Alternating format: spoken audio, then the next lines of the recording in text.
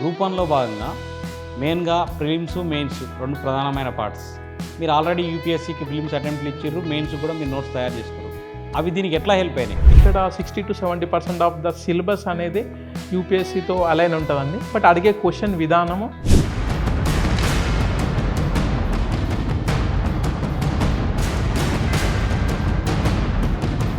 ఒక 1 or 2 సబ్జెక్ట్స్కి కొంచెం issue ఉండే. మెయిన్స్లో మనకున్న ఈ 6 పేపర్స్ సంబంధించి జనరల్ ఎస్సే అనేది మిగతా 5 పేపర్లతో పోల్చుకున్నట్లయితే కొంచెం డిఫరెంట్. ఇట్లా చేస్తే మంచి మార్కులు సాధించే అవకాశం ఉంటుంది. జనరల్ ఎస్సే అనేది ఫస్ట్ సెక్షన్ వచ్చేసి సొసైటీ టర్మ్స్లో ఉంటుంది కదండి.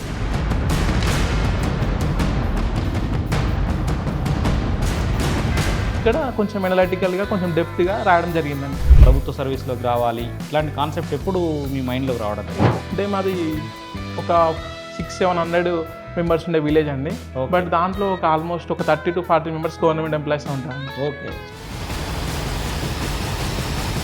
గవర్నమెంట్ ఫీల్డ్కి వెళ్ళి సర్వీస్ చేస్తే నేను అనుకున్న కొంచెం చేంజ్కి హెల్ప్ చేయగలుగుతానని నమ్మడం జరిగింది. ఈ గ్రూప్ 1 సైడ్ వచ్చిన తర్వాత మనకు ఎగ్జామ్స్ 2 times జరగడం, మళ్ళీ క్యాన్సిల్ కావడం, 3rd time ఇట్లా ఈ టైంలో మళ్ళీ యూపీఎస్సీ సైడ్ పోవాలన్న ఆలోచన ఏమైనా వచ్చిందా? అలా జరిగిందండి. యాక్చువల్లీ ఆన్ అండ్ ఆఫ్ అటు యూపీఎస్సీ గ్రూప్ 1 ఇలా జరగడం ద్వారా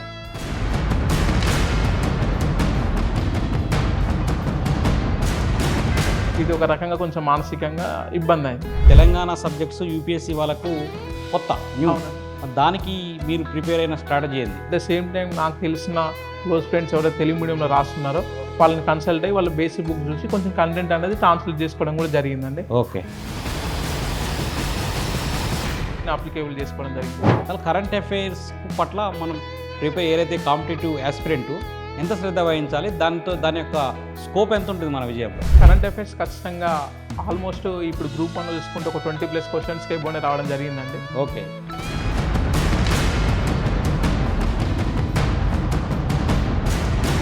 ప్లస్ వేరే ఆథర్స్ అది కొంచెం చదివాను. నెక్స్ట్ ప్రిపేర్ అయ్యే అభ్యర్థులు అంటే నోటిఫికేషన్ వచ్చినాక మొదలు పెట్టడం లేదా ఇప్పటి నుంచే స్టార్ట్ చేసి వాళ్ళ ప్రిపరేషన్ కంటిన్యూ చేయడం, దీనికి మీ సలహా ఏమి? ఒక నోటిఫికేషన్ వచ్చేసరికి ఒక 1-2 రౌండ్స్ ఆఫ్ ప్రిపరేషన్ చేసేసి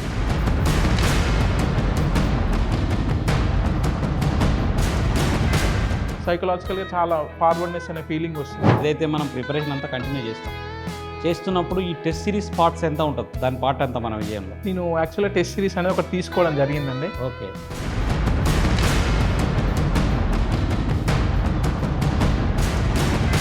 నేను తీసుకున్న టెస్ట్ సిరీస్ అయితే నాకు ప్లస్ అవ్వలేదు. కొంతకాలం బాగా చదువుతాం, కొంతకాలం పక్కకు పెట్టేస్తాం, మైండ్ మన డిఫరెంట్ కైండ్ ఆఫ్గా రిసీవ్ చేసుకుంటాం సబ్జెక్ట్. అలాంటప్పుడు ఎలాంటి జాగ్రత్తలు తీసుకోవాలంటున్నారు? అంటే మన లాంగ్ టర్మ్ గోల్స్ కోసం షార్ట్ టర్మ్స్ ప్లానింగ్ అనేది చేసుకోవడం మ్యాండేటరీ.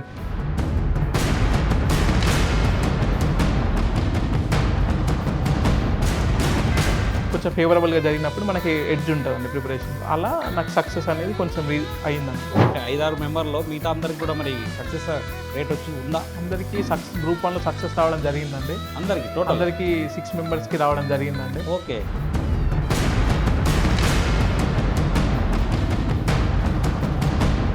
అందరికీ గ్రూప్ 1లో మంచి సర్వీసెస్ రావడం జరిగింది. అభ్యర్థి ఇప్పుడే కాంపిటేటివ్ సైడ్ వస్తున్నాడు, అతను చేయాల్సిన పని ఏంది అంటే ఒక సక్సెస్ కావాలంటే ఎట్లా అయితే బాగుంటుంది అనేది ఒకసారి ఎక్స్ప్లెయిన్ చేయగలుగుతారా? ఫిక్స్ అయ్యి రావాలండి. వచ్చేటప్పుడే ఒక 3-4 years టైం నేను ఇవ్వగలుగుతాను అని చెప్పి ఫిక్స్ అయినప్పుడే ప్రిపరేషన్ రావడం మంచిది.